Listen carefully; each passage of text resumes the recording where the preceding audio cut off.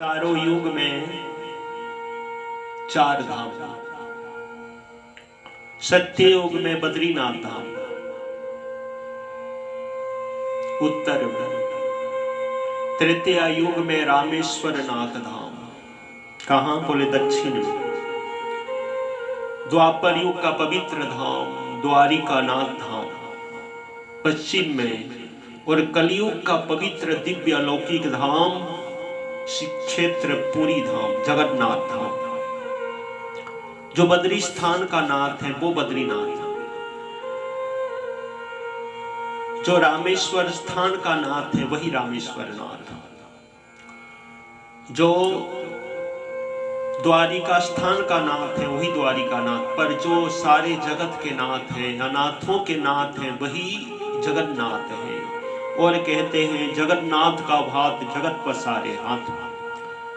भगवान जब सोते हैं तो बद्रीनाथ धाम में 6 महीनों तक जा नहीं पाते, पर पूजा होती ही रहती है। भगवान सोकर जब उठते हैं तो रामेश्वर नाथ धाम में स्नान की महिमा है। 22 तीर्थों में स्नान कराते हैं। वहां का जो समुद्र है तालाब के नाई शांत, कुछ अद्भुत है, स्नान करने योग्य है, और 22 तीर्थों में स्नान कराते हैं। स्नान की महिमा है। भगवान सोते बद्रीनाथ धाम में है, स्नान रामेश्वर नाथ धाम में उठे, स्नान किए, फिर वस्त्र परिधान भगवान द्वारिका धाम में करते हैं। अब हमारे द्वारिकाधीश का लगभग 1.5 घंटे, कुछ ही घंटों में उनके भेष बदलते हैं, सुंदर सजाते हैं उनको, पगड़ी अलग, कुछ अलग ढंग से ही वहां भगवान वस्त्र परिधान करते हैं। उठे, स्नान किए, वस्त्र परिधान किए, फिर भोजन। श्रीक्षेत्र जगन्नाथ पुरी धाम में भगवान भोजन करते हैं। 168 प्रकार के भोग लगते हैं। जगन्नाथ का भात जगत पसारे हाथ, अद्भुत महिमा है चारों धाम की।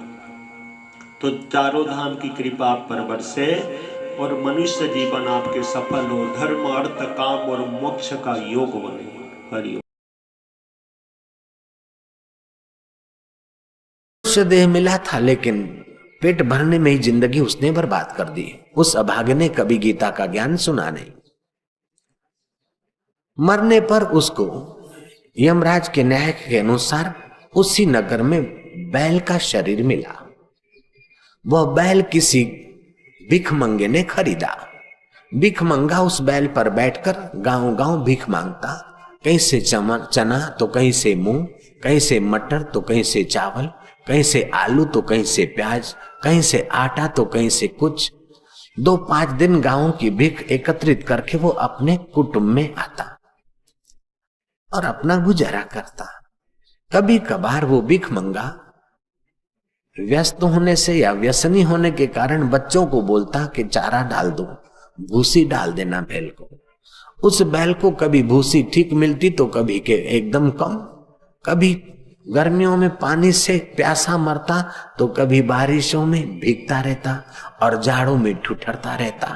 जिसने मनुष्य जन्म पाकर अपनी आत्मा का उद्धार नहीं किया, अपना कल्याण नहीं किया, तो पशु योनि में कौन उसका कल्याण करेगा? भगवान नारायण कहते लक्ष्मी ध्यान से सुन, और भगवान शंकर कहते हैं पार्वती। फिर नारायण ने क्या कहा? चित्त लगाकर सुनो। इस कथा को सुनने मात्र से ज्ञान की अभिवृद्धि होगी, प्रेम प्रकट करने का रास्ता खुलेगा और पाप नाश होंगे।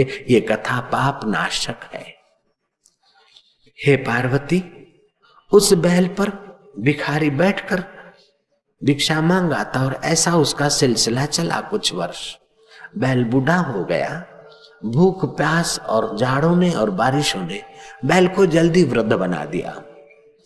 जब भिखमंगे का बोझा सहने की उसमें क्षमता नहीं रही, भिखमंगे ने 2 डंडे मारकर बैल को लावारिश किनारे धकेल दिया।